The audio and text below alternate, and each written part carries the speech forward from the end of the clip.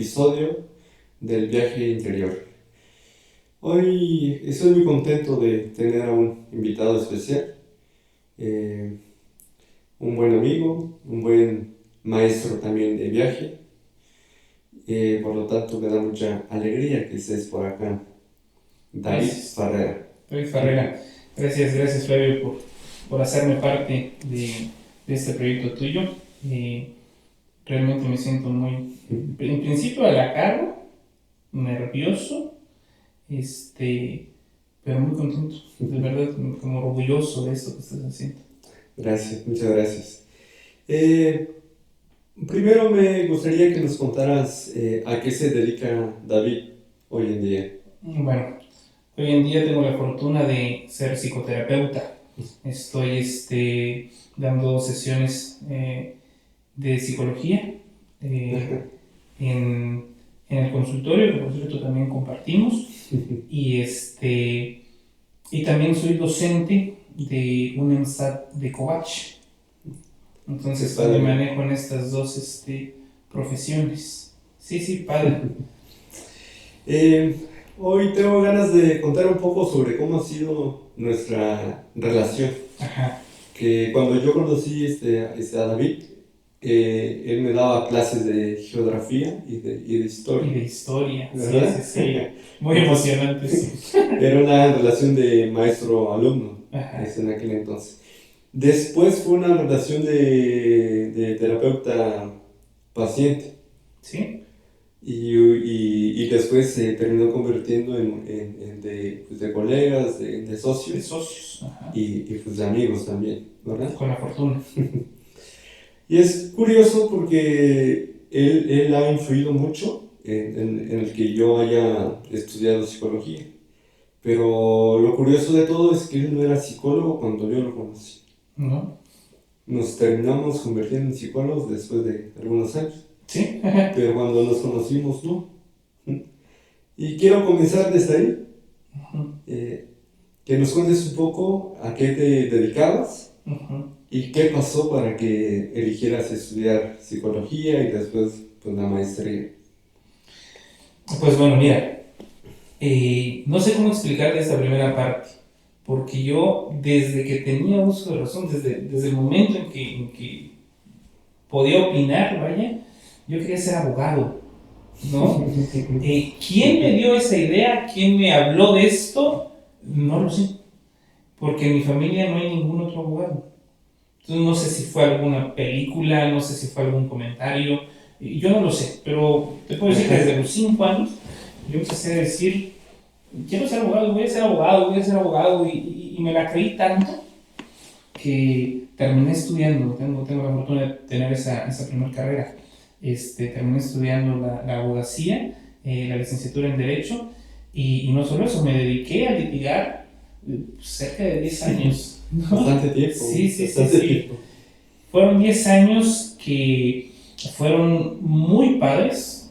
O sea, si tú hoy me hablas de algún asunto jurídico, me sigo emocionando. O sea, realmente sí me gusta, realmente sí fue algo extraordinario en mi vida. Tuve la fortuna de compartir no solo mi despacho físico, sino como socios con un gran amigo mío. Y desde el principio, entre los dos, nos amarrábamos, aprendíamos, platicábamos de cómo hacerle, y ahí empezamos a litigar. Te hablé hace muchos años atrás, que fue muy emocionante esa etapa de mi vida. La abogacía me ofreció a mí, no sé cómo decirlo, una especie de escaparate, una especie de plataforma, ¿no? Para poder empezarme a hacer estas preguntas de ¿a dónde quiero ir? ¿No? ¿Qué quiero hacer con mi vida? ¿A dónde voy? Y ahí es donde también tuve la fortuna, porque fue eso, fortuna, de que alguien me invitó a trabajar en el Colegio Regina, donde nos conocimos. Yo había dicho, dentro de mi ignorancia, dentro de mis prejuicios, no, vamos a ser maestros, ¿no? O sea, vamos a ser maestros. Que repito hoy, dentro de mi ignorancia, dentro de mis prejuicios, desvaloré mucho esa profesión. Y un día al despacho hablan por teléfono buscando un amigo mío, ¿no? Que había metido sus papeles en el Colegio Regina y pues este amigo los había metido y luego se había metido a trabajar en otra escuela, o sea, y de manera urgente necesitaban un maestro ahí. Entonces yo le digo, oye, pues yo también soy abogado, ¿no? O sea, yo también tengo un perfil. Pues, ¿quieres? Vente a una entrevista, la que era directora en ese tiempo. Voy sin saber qué decir, sin saber qué hacer, y fue la providencia, creo yo, ¿no? Fue Dios el que en algún momento dado bendijo ese momento y me terminaron dando ese trabajo, ¿no? Y me dijeron, estas son tus materias y aquí están tus papeles, tus libros donde te vas a guiar y échale a partir de ya. Tengo la fortuna de que desde siempre me ha fascinado la historia. Entonces, esa materia no se me hizo nada difícil, geografía pues sí le he tenido que leer un poquito más, pero así empecé, o sea, básicamente al ahí se va, ¿no? Y fue un momento que me enamoró, ¿no? O sea, el empezar a dar clases, sobre todo estos chavos, en esta edad en donde se empiezan a desnudar y a descubrir y a querer saber quiénes son, en donde te enseñan un chingo, al menos a mí, o sea, la vida me regaló ese momentazo, porque me enamoré del momento, me enamoré de la profesión también, me enamoré de la docencia, y le empecé a invertir tiempo, y le empecé a invertir muchísimas ganas. No fue inmediato, pero esto hizo que fuera dejando un poco al lado el despacho jurídico, ¿no? Y así me fui, y así me empecé a construir. Y ahí empecé a entender la necesidad y la ausencia de elementos, la ausencia de herramientas que yo tenía para poder no solo conectar con los chavos, comprenderlos y realmente apoyarlos. O sea, ahí es donde surge quizás esta necesidad mía, esta ausencia de conocimientos, de herramientas, de todo.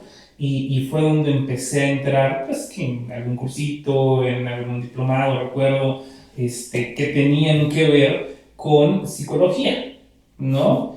Y ahí me di cuenta que haciendo esta especie de introspección en mí, de que siempre había querido también estudiar psicología, sin decirlo, sin realmente entenderme, porque no me había dado el tiempo de voltear a mí. Pero, digamos, en los 5 años que estuve estudiando Derecho, en San Cristóbal conocí a varias amigas, a varios amigos que pues estaban estudiando en la UMA, estaban estudiando psicología, y que me decían de sus materias y que no sé, estaban haciendo prácticas, recuerdo alguna chica, güey, me emocionó mucho, ¿no? Pero no me di cuenta que me emocionó. O sea, hasta ahí yo no había entendido esa parte, claro. Pues yo recuerdo porque fue justamente esa época donde te conocí, ¿verdad? Y yo creo que la mayoría de estudiantes simpatizaban mucho contigo, justamente porque tenías esta, ¿cómo llamarlo?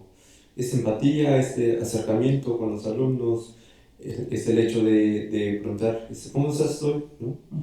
Y pues de ponerse a platicar con nosotros. Yo interpretaba, pues hoy en día, que quizás eran como rasgos pues de querer acompañar a otra persona. Sí, yo creo que sí. Yo creo que sí. Un amigo me dijo, no hace mucho, relativamente hace poco, que esto de ser psicólogos, me decía ella, no solo es una situación de decisión, sino también es una situación de asignación, ¿no?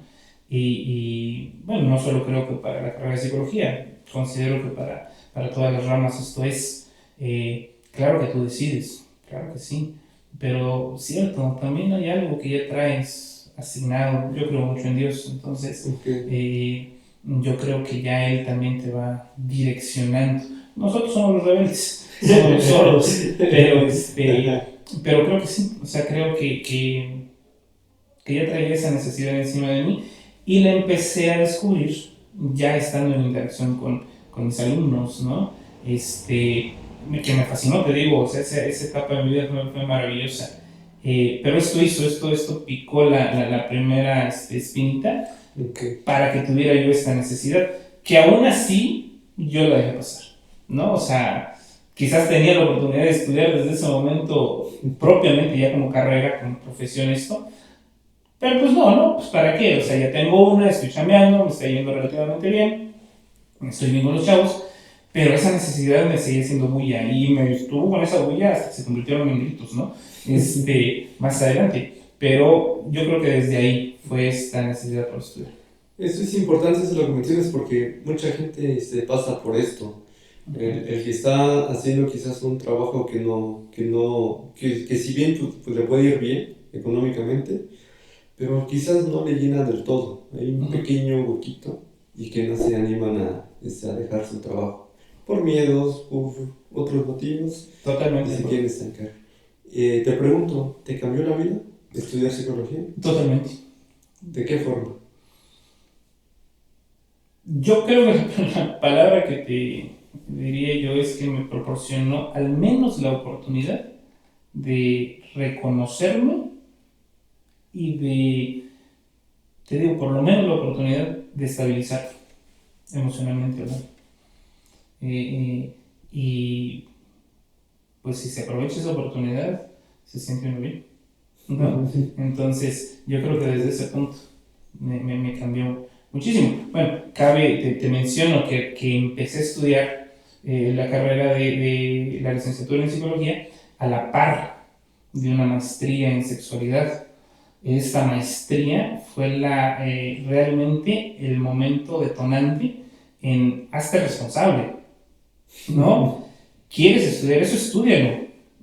Obviamente tú sabes, porque tú estás en una situación similar, de que no es fácil tener dos escuelas, dos compromisos, máximo si hay otro tipo de responsabilidades, ¿no?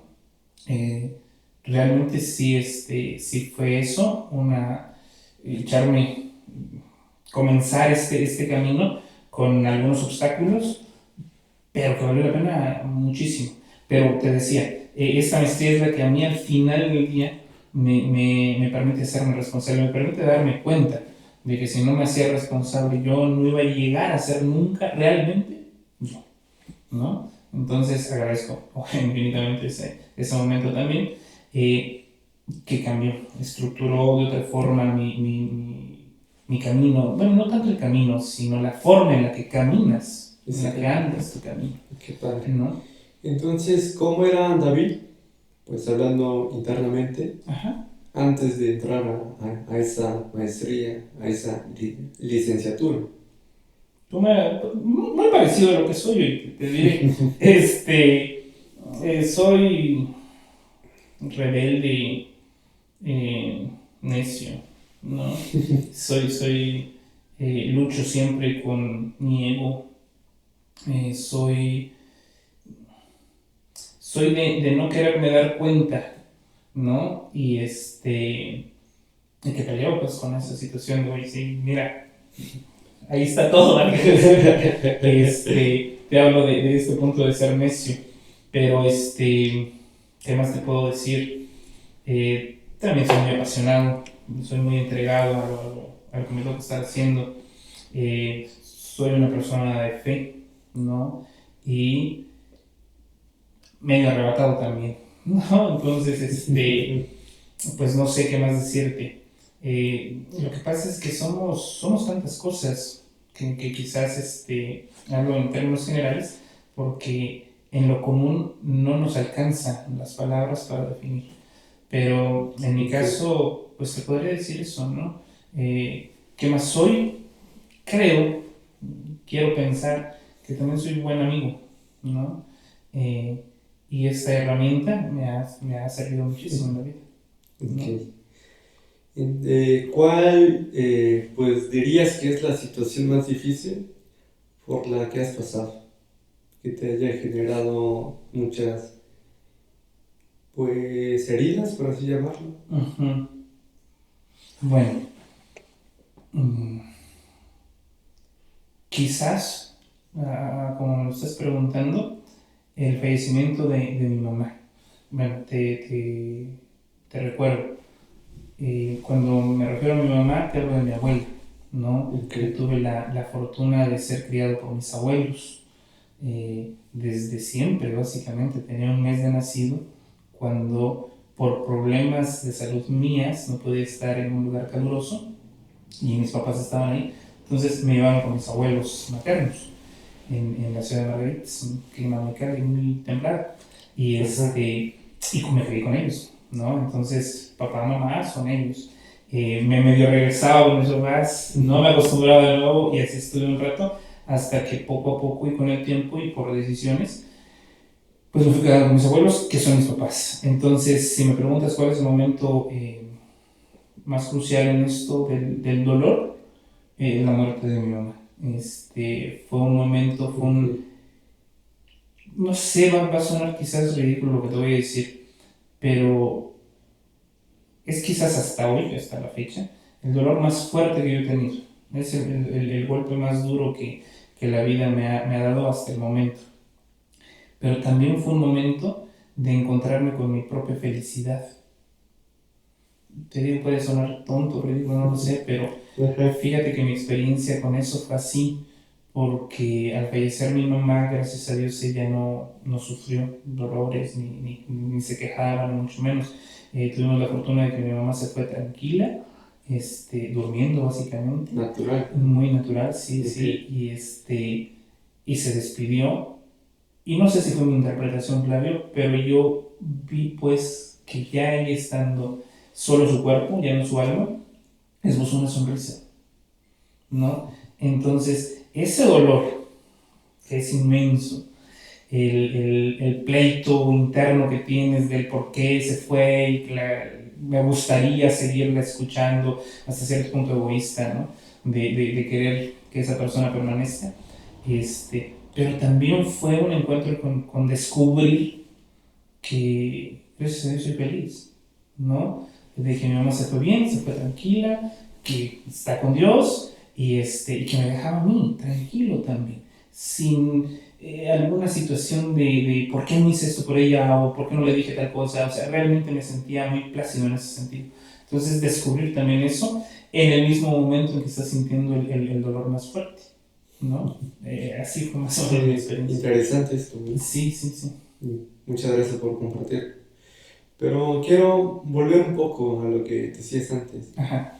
Que por lo que entendí, tú te criaste con tus abuelos. Sí. ¿Cómo fue esa parte de tu vida? El no estar con tus papás. Bueno, mira, la verdad fue muy padre. O sea, yo bendigo a Dios esa oportunidad. Inclusive, no sé si te la he compartido a ti, pero lo he dicho, tuve esa bendición. Como que Dios dijo, ay, cabrón, no puedes nacer en este cuerpo, te pongo en su hija para que luego regreses a tu mamá. Así lo siento, ¿eh? Y fue muy feliz, o sea, pese a que mi mamá sí era un poquillo sobreprotectora, también me dio muchas alas. O sea, yo reconozco en ella mucha sabiduría, porque, o sea, realmente hoy lo veo en perspectiva y dices, wow, o sea, pese a su edad, pese a sus costumbres, pese a muchas cosas, ella era de una mentalidad muy liberal, ¿no? Dentro de su catolicismo mismo, me enseñó a dudar, ¿no? Y quizás por eso la fe tan fuerte, porque dentro de ese mismo catolicismo me decía, ¿se vale dudar? O sea, no era este clásico de decirte, no, es que es Dios, no le vayas a decir, no, es que sí, no pongas en duda. Al contrario, era muy libre en esa parte. Que yo no sé por qué lo voy a decir, muchos familiares míos no supieron heredar, pero no, ella era muy liberal en ese sentido, ¿no? O sea, sí aprendí a encontrarme con Dios, no porque existe y punto, ¿no? Entonces, ¿cómo fue mi infancia? Pues sí, fue fascinante. Me dejaban jugar, me dejaban hacer, me dejaban destrozar. Y me enseñaron también a medir mis propias responsabilidades, porque recuerdo que mi mamá nunca me prohibió salir cuando yo quería salir. Su única recomendación era, yo le decía, por ejemplo, ahí vengo, ¿a dónde vas? ¿No? Y ya le decía a dónde iba, pero si te das cuenta nunca hubo no me has pedido permiso, no sales, de parte de ella no hubo. Quizás hablando también en otra época, pero y en Margarita es una ciudad más tranquila, pero fue así. Mi infancia fue muy, muy, muy padre, ¿no? Cuando dices tu mamá, ¿ese te refieres a tu abuelo? Sí, claro. Ajá. ¿Y qué pasó con tus papás biológicos? Mis papás, yo tenía 5 años cuando ellos se divorciaron, ¿no? Okay. El divorcio como tal, evidentemente yo no lo sufro, ¿no? Tal vez pero no me acuerdo, pero no lo vi, no me lo platicaron, tus papás se están divorciando, o sea, realmente yo no sufro esa separación porque yo estaba con mis papás, abuelos. Ajá. Mi papá, es el que se va, es el que se aleja, por ahí trata de tener cierto contacto, cierta comunicación conmigo. En aquellas épocas pues no había redes, no había internet, quizás era una llamada cada determinado tiempo, que poco a poco se fue haciendo más larga la ausencia. Repito, al no tener esa necesidad, pues yo creo que también eso lo percibía él, no intentó hacer más. Mi mamá, por el contrario, pues eran sus papás, ¿no? O sea, eran sus maternos, entonces, pues ella sí llegaba cada determinado tiempo a verme, a estar conmigo. Yo me iba de vacaciones, ella se pasó a vivir a Tuxtla Gutiérrez, entonces yo me iba de vacaciones con ella. Es un contacto más íntimo, al grado de decirte que quizás soy una de las personas en quien más confío y le cuento y le digo mis cosas es a ella, a mi mamá biológica, porque se convirtió en eso. Quizás ella su interpretación fue el hecho de, bueno, no lo estoy criando, él no quiere, yo lo crié porque yo sí le dije, no, yo quiero ir a Margarita, yo quiero estar con ellos, pero me convierto en su aliada, me convierto en su confidente, me convierto en esta persona en quien él puede confiar, ¿no? Entonces, en eso se ha convertido mi mamá, en una persona en quien yo confío mucho, en que yo me puedo sentir respaldado, ¿no? Esa es la relación que hoy tengo con ella. Pasó el tiempo y mi papá me vuelve a hacer una llamada, de no sé, 10 años tendrá esto, un poquito más quizás.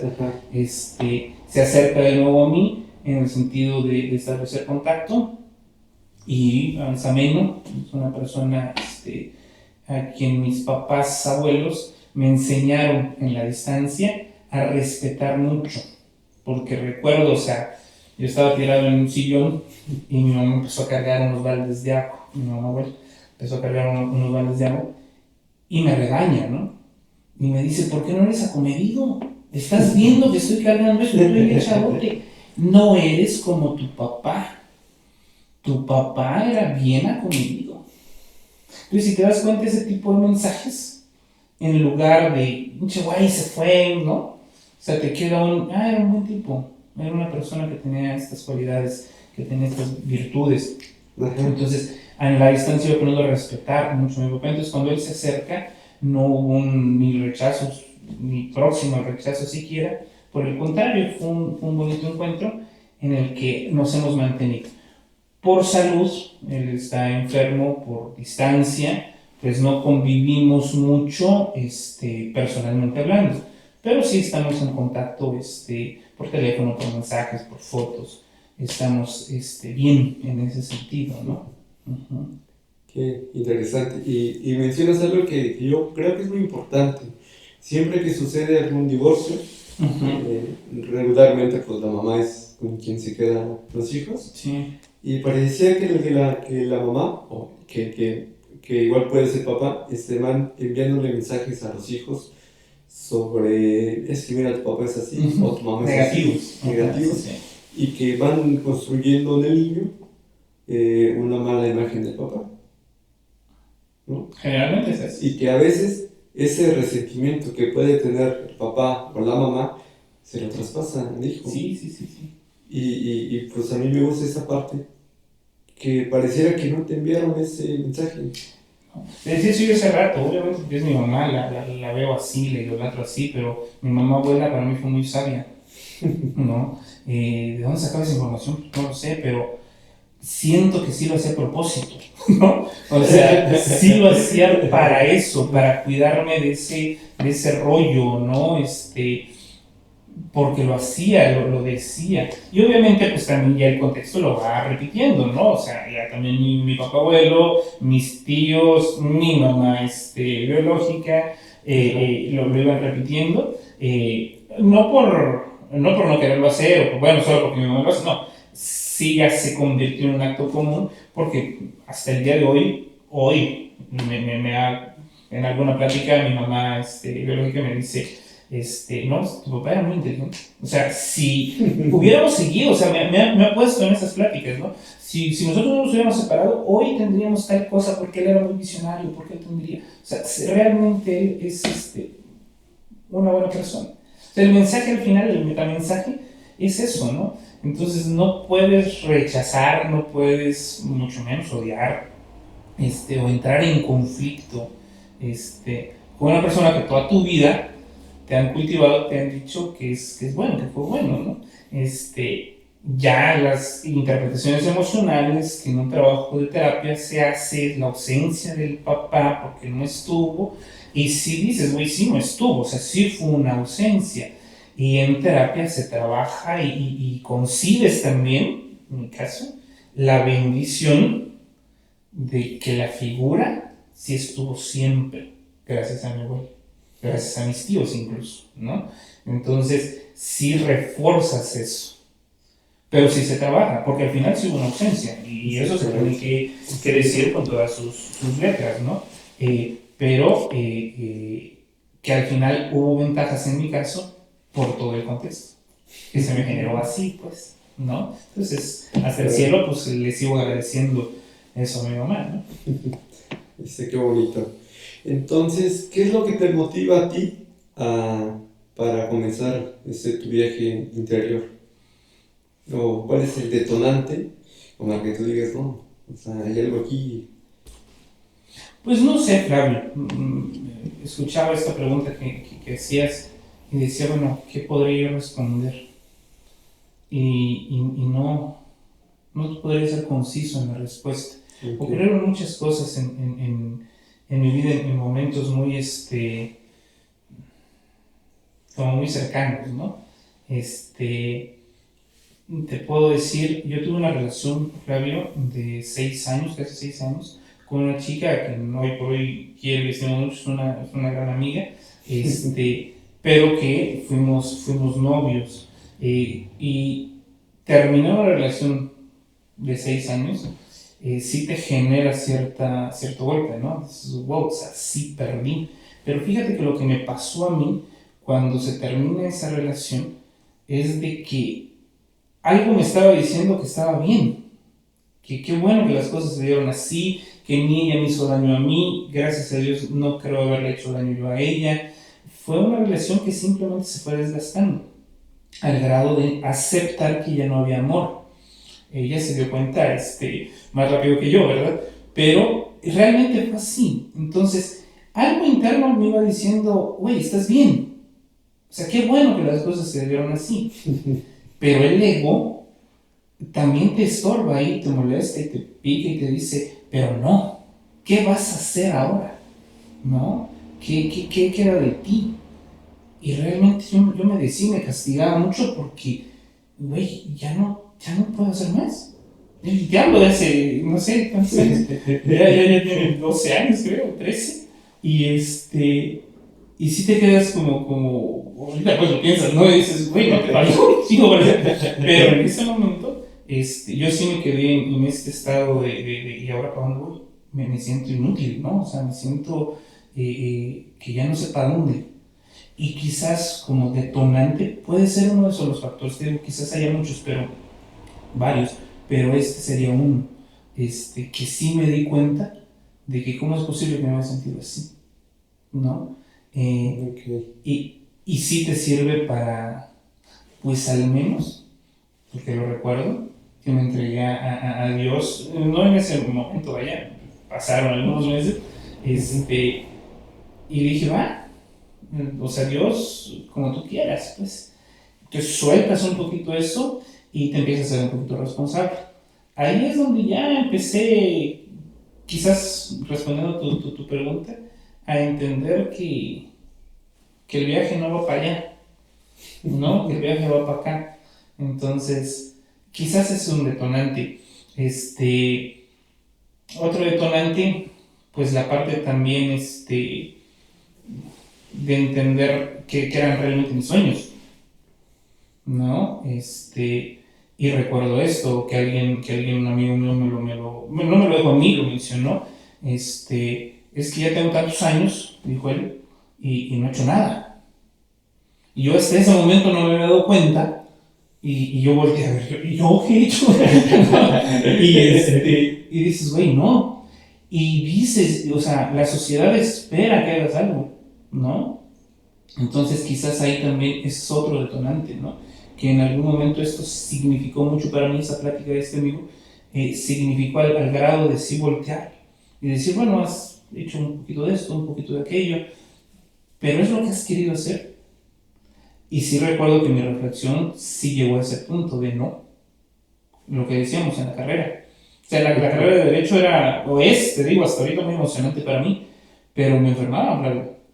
No, o sea, yo le pensaba tanto en cómo solucionar algún asunto, cómo lo podemos hacer, cómo preparar una contestación de demanda, por ejemplo, ¿no? Y yo en las noches y pensaba, y güey, ya son las 2 de la mañana. Y sí, me llevó a enfermar en ese sentido, ¿no? Entonces, ¿ya eres profesionista? Sí. ¿Pero es lo que quieres? No. No así. ¿Sí me explico? Entonces, sí ese darme cuenta, quizás es otro de los factores que me invitaron a empezar a entrar más aquí adentro, ¿no? Que luego te das cuenta, claro, seguramente tu vida te lo irá diciendo, que es un viaje que emprendiste, no cuando te diste cuenta de eso. Y el viaje realmente lo empiezas a hacer desde siempre, desde que naces básicamente, te empiezas a meter, pero te estorban cosas y no te haces consciente de ese viaje. Te haces consciente con estos detonantes que estamos ejemplificando ahorita, pero solamente te haces consciente. El viaje yo ya lo había emprendido desde mucho antes, desde mucho tiempo atrás antes, ¿no? Cuando decides que el amor propio es el verdadero amor, ¿no? Y empiezas a cultivar esa parte y te empiezas no a afligir, pero sí a darle la importancia de vida, ¿no? A ponerle en orden ese tipo de cosas, ¿no? Va por ahí, no sé si... Sí. ¿Y cómo ha sido ese tu viaje? O sea, entiendo que te vas dando cuenta de, tal vez quiero estudiar psicología.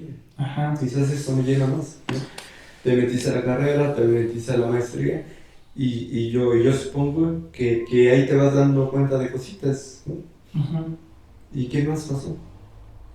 ¿Qué más pasó? Pues que en ese irme despertando conocí a mi esposa, que fue una relación bien padre desde el principio,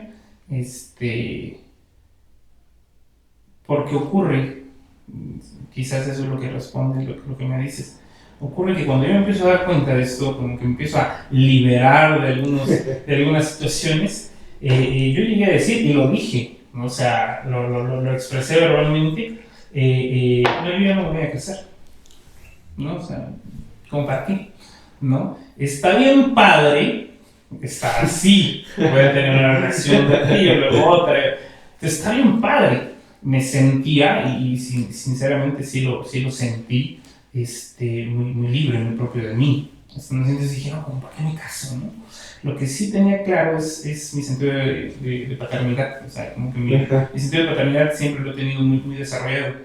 Y esta parte fue el hecho de decir, bueno, eso sí, lo voy a platicar con alguien en su momento, pero no me voy a casar.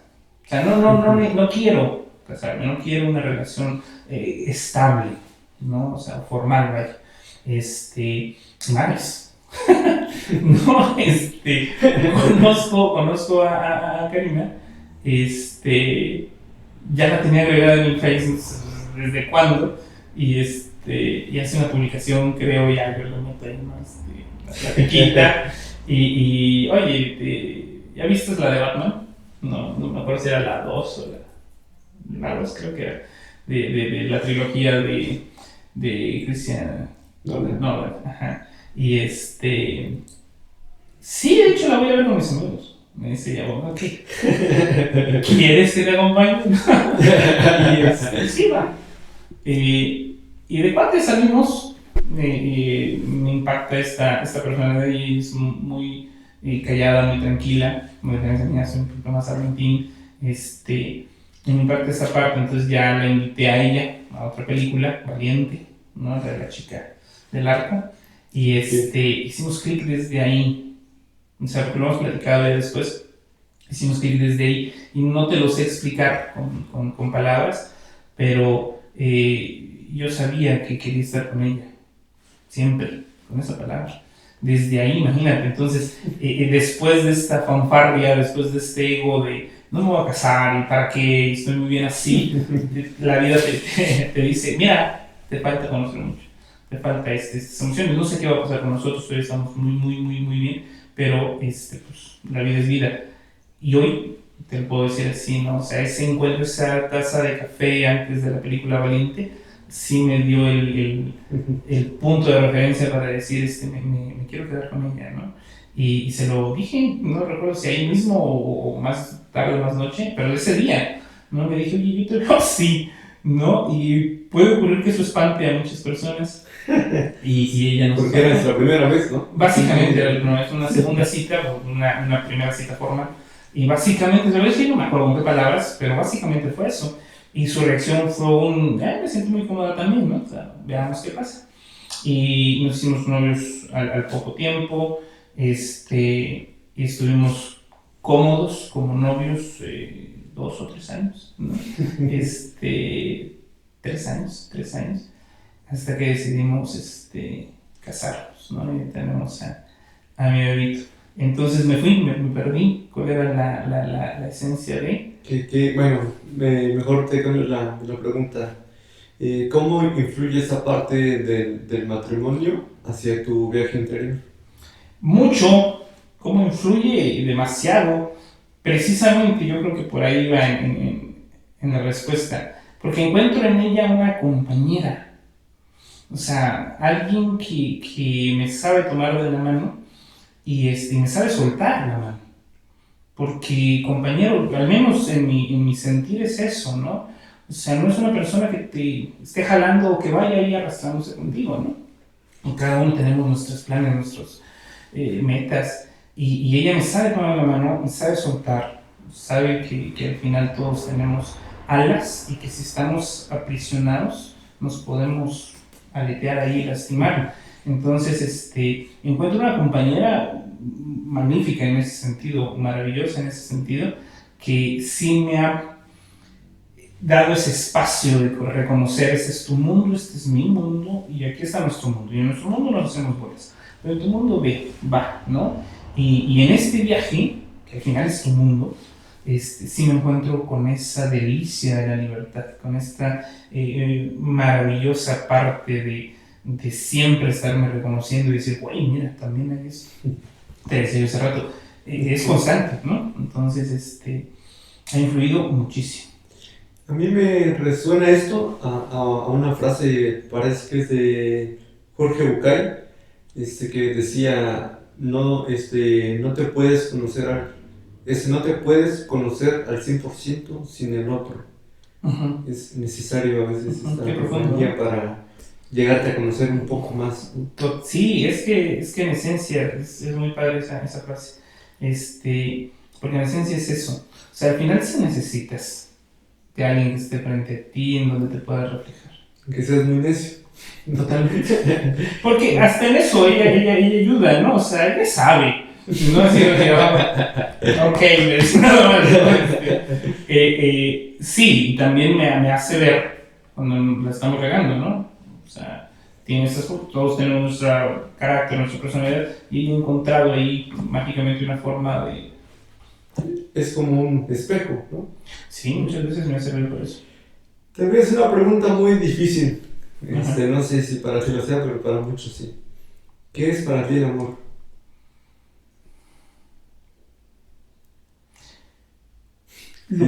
Sí, muy difícil.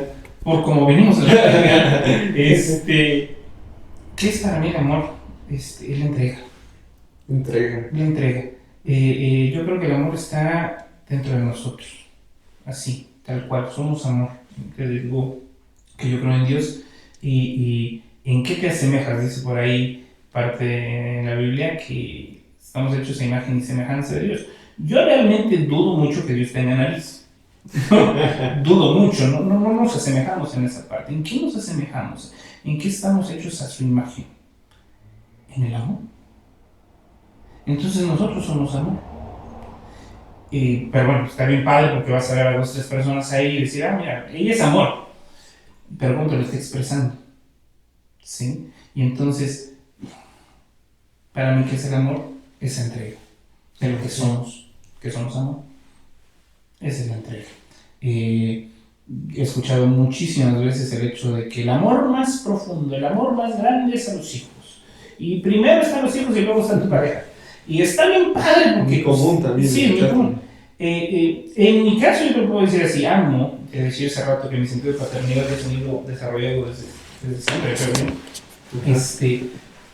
que amo profundamente a mi hijo y es el amor más sin filtro, sale sin medida, pero el amor de mi vida es mi esposa, ¿no? O sea, mi hijo es él y ojalá él tenga las capacidades para ser quien quiera ser, pero la entrega que yo tengo, digamos, la complicidad en la que yo me encuentro es con mi esposa. Sí, entonces, el amor de mi vida es mi esposa. Y entre el amor que ella me da y yo le puedo dar, pues ahí vaya, está bañado, por decirlo de algún modo, nuestro hijo. Y si tenemos más, pues los que vengan, y si nada más él, pues él. Pero en ese sentido está. No sé si me explico. Sí. Ajá. Bueno, ya para ir finalizando, una última pregunta. Sí. ¿Qué le dirías a una persona que está quizás comenzando una relación o que se acaba de casar, ¿no? Ajá. Para mantener una relación sana, saludable? ¿Qué le podría decir? Pues en principio no tendría por qué. No tendría por qué decirle nada. En principio, pero si ellos me preguntaran, oye, mira, bueno, quizás el hecho de la libertad. El concepto de libertad yo lo veo así, Flavio. No existe ningún valor, ninguno solo, si no es proveído por la libertad. Por ejemplo, yo te respeto a ti porque eres mi jefe, es decir, no por libertad, no es respeto. ¿Sí me explico? Ajá. La responsabilidad sin libertad tampoco es responsabilidad, es obligación. ¿Va? Entonces, no existe, es un concepto muy propio, no existe valor alguno si no está prohibido por la libertad. El amor, por lo mismo, que fluye, que es una entrega, que traté de decir hace rato, sin libertad, ahí ya se convierte en otra cosa. Entonces, en una relación, ya sea matrimonio o como sea, en una relación de pareja, debemos de sustentar, debemos de apilar, ¿no? el concepto de libertad, creo.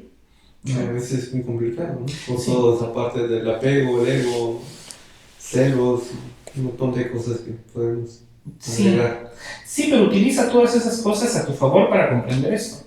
Desde tu ego, míralo, o sea, tienes mucho ego, gana. Vas a ser libre. ¿Sí me explico? Al final, si tienes a tu pareja, ¿para qué la celas? ¿Para qué te encasillas? Desde tu ego, trabaja el concepto de libertad. Desde tus prejuicios, trabaja el concepto de libertad. ¿Sí me explico? O sea, utiliza todo lo que tienes para tocarte a ti, ¿no? Para darte. Bueno, ya ahora sí, para finalizar, quiero que nos compartas. Hay una frase que me dijiste hace mucho tiempo, que es un pequeño mapa para poder amar al otro. ¿Te refieres al de Si me exploro? Sí. Esta frase me la dijo, bueno, nos la dijo en un maestro, un amigo, una persona que quiero mucho, el doctor Marco Antonio Torres. que he venido repitiendo yo, pues en muchos momentos de mi vida. La frase es más o menos así.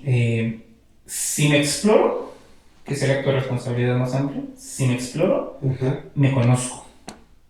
Si me conozco, me entiendo. Si me entiendo, me comprendo. Si me comprendo, me acepto. Si me acepto, acumulo mi libertad, vivo mi libertad. Y en mi libertad me llego a querer. Si me quiero, y entonces me amo. Y solo en ese momento, si yo me amo, puedo amar al otro.